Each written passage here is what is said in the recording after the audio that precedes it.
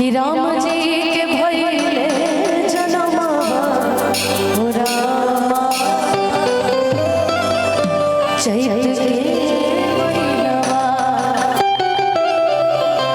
चैत के महीनवा हो रामा चैत के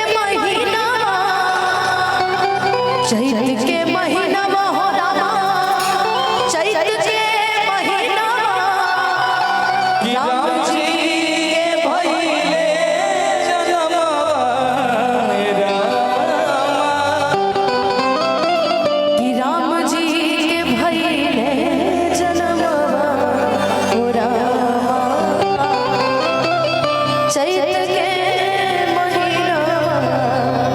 कह रहे हैं कि भोजपुरी का ये समझ ही नहीं आया। भोजपुरी के भी चैत का विधा, ये भी भोजपुरी का एक विधा है। चैत।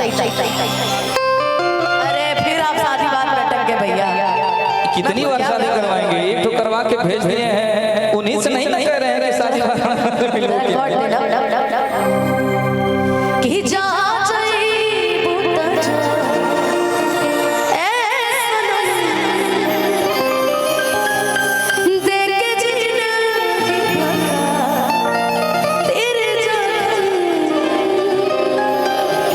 जनी सोचा हमरा बारे तोहरा खातिर हमर माइल ना